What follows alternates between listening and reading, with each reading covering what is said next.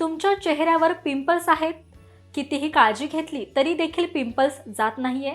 तर याच संदर्भात चेहऱ्यावर पिंपल्स असतील तर कोणत्या गोष्टी चेहऱ्यावर लावू नये याविषयी आज आपण जाणून घेऊयात. नंबर 1.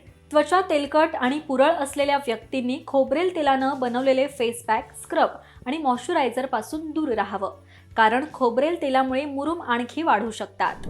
नंबर 2. मिनरल तेल त्वचेवर अडथळा निर्माण करतात आणि घाण शोषून घेतात, ज्यामुळे मुरुमांची समस्या गंभीर होऊ शकते.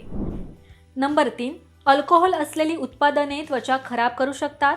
यामुळे त्वचेमध्ये जास्त तेलाचे उत्पादन वाढू शकतं आणि अधिक मुरूम होऊ शकतात. म्हणून अल्कोहोलिक टोनर किंवा तुरट पदार्थ वापरू नका. नंबर 4. त्वचेची काळजी घेणाऱ्या उत्पादनांमध्ये बऱ्याचदा सुगंध असतो, जो मुरुमांच्या प्रवण त्वचेसाठी चांगला नसतो आणि ब्रेकआउटला कारणीभूत ठरू शकतो. म्हणून जर तुम्हाला पुरळ असेल तर सुगंधित उत्पादने वापरू नका.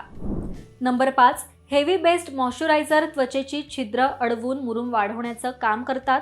म्हणून संवेदनशील आणि त्वचेवर मुरूम असलेल्या व्यक्तींनी नेहमी पाण्यावर आधारित मॉइश्चरायझर वापरावं. नंबर 6.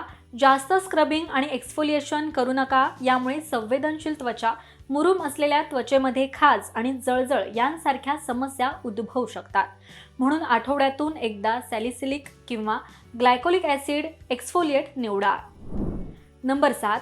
सिलिकॉनवर आधारित प्रायमर्स आणि फाउंडेशनमुळे घाम आणि बॅक्टेरिया येतात आणि ते संवेदनशील त्वचेसाठी योग्य अजिबात नाहीये. त्यामुळे तेलमुक्त उत्पादनं निवडणं चांगलं आहे. नंबर 8.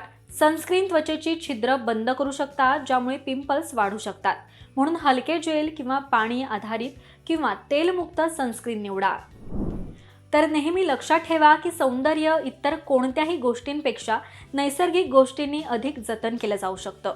आणि जर तुम्हाला तुमची त्वचा उत्तम ठेवायची असेल तर मेकअप आणि बाजारातील उत्पादनांचा वापर कमीत कमी करा. आणि हा व्हिडिओ तुम्हाला कसा वाटला हे कमेंट करून नक्कीच सांगा. पाहत रहा महाराष्ट्र टाइम्स. धन्यवाद.